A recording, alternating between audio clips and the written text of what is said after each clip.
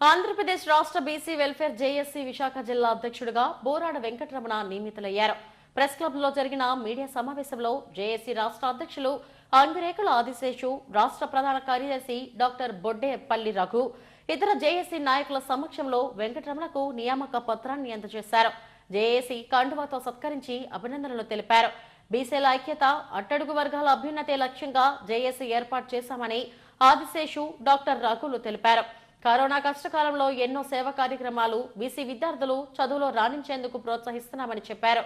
తనకు అప్పగించిన బాధ్యతను సమర్థవంతంగా నిర్వహిస్తానని, త్వరలో కార్యాచరణ రూపొందిస్తామని నూతన జిల్లా అధ్యక్షుడు వెంకటరమణ తెలిపారు.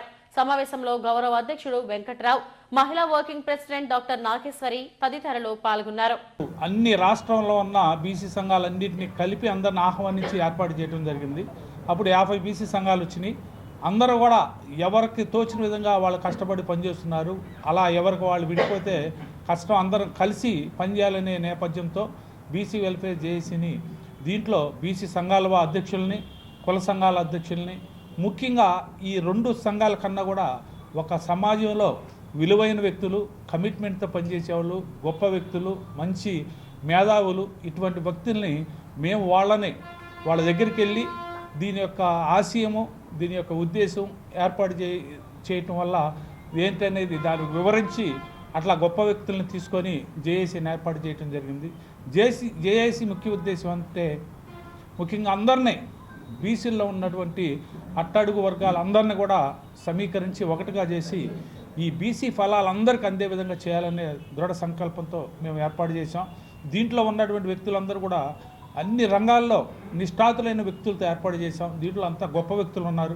వాళ్ళ ఆశయం ఒకటే, సమాజంలో అణగారిపోతున్న వర్గాల వారి కోసం ఎంతో కొంత కృషి చేసి వాళ్ళని అన్ని విధాలుగా ముందుకు తీసుకెళ్లాలనే దృఢ సంకల్పంతోనే దీన్ని ఏర్పాటు చేశాం.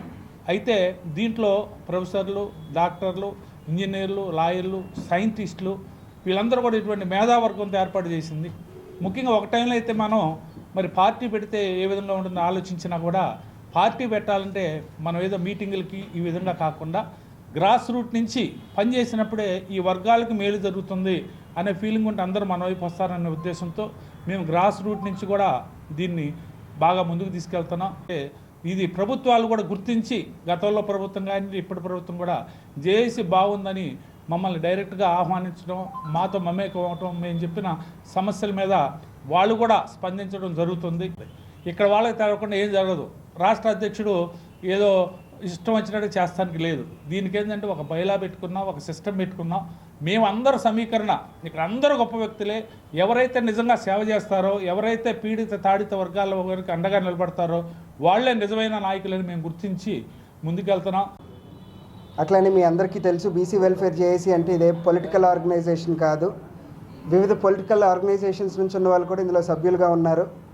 దీని ముఖ్య ఉద్దేశం ఏంటంటే అట్టడుగునున్న బీసీ వర్గాలు కొన్ని, వీళ్ళందరినీ అప్లిఫ్ట్మెంటే దీని మెయిన్ మోటోగా ముందుకెళ్తూ, అట్లనే చాలా సేవా కార్యక్రమాలు అయితే ఆదిశేష్ గారు స్టార్ట్ చేసిన దగ్గర నుంచి సుమారు 20-25 ఏళ్ళ నుంచి ఈ సంఘాలతో పనిచేస్తూ, అట్లనే ఇండివిజువల్గా న్యాయం జరగట్లేదని ఇండివిజువల్గా మనం ఒక జేఏసీ ఫామ్ చేయాలని 2019లో ఫామ్ చేయడం, మరి దానికి అనేక మంది మేధావులు కానివ్వండి, అట్లనే వృత్తులు అందరూ అన్ని వృత్తుల్ని సమానంగా తీసుకొని వచ్చి, అంటే ఒక లాయర్లు కానివ్వండి, డాక్టర్లు కానివ్వండి, సైంటిస్టులు కానివ్వండి, అనేక మంది పద్మశ్రీ గ్రహీతలు ఇందులో ఉన్నారు. అట్లానే ఆనందయ్య గారు మీ అందరికీ పరిచయం అక్కర్లేదు, అందరికీ సుపరిచితులు. కోవిడ్ టైంలో మరి ఎంత సేవ చేశారో, ఆనందయ్య గారు మెడిసిన్ ఎంతమందికి ఉపయోగపడిందో మీ అందరికీ తెలుసు. అట్లాంటి నిష్ణాతులందరినీ ఒక ప్లాట్ఫామ్ మీదకి తీసుకొచ్చి వీళ్ళందరికీ నాయకత్వం అప్పచెప్తూ, ఎందుకంటే కేవలం రాజకీయాలంటే రాజకీయాల్లో మనందరికీ తెలుసు జన సమీకరణలు కానివ్వండి, ఖర్చుతో కూడిన పనులు ఇవన్నీ.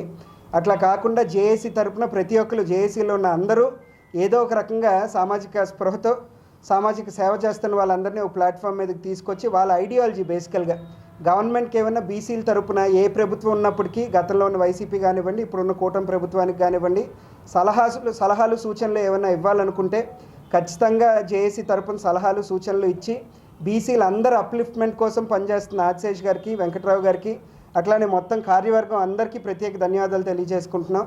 ముఖ్యంగా జిల్లా అధ్యక్షులుగా నాకు నియమించినందుకు తప్పనిసరిగా నా కర్తవ్యం ఏదైతే సంక్షేమాలు ఏవేవి ఉన్నాయో వాటి మీద తప్పనిసరిగా రాష్ట్ర అధ్యక్షుల వారికి తెలియజేస్తూ మిగతా కార్యక్రమాలు కూడా ప్రభుత్వం ఏదైతే బీసీ పైన ఉన్న ఎజెండాలు ఉన్నాయో వాటిపైన మేము తప్పనిసరిగా పోరాటం చేస్తామని, అలాగే మీడియా వారికి తెలియజేసుకుంటూ నెక్స్ట్ కార్యాచరణ ఈ జిల్లా కమిటీ రాబోయే మళ్ళీ కార్యక్రమం ఇదే ప్రెస్ క్లబ్లో కానీ ఏర్పాటు చేస్తామని మీ మీడియా ద్వారాగా తెలియజేస్తూ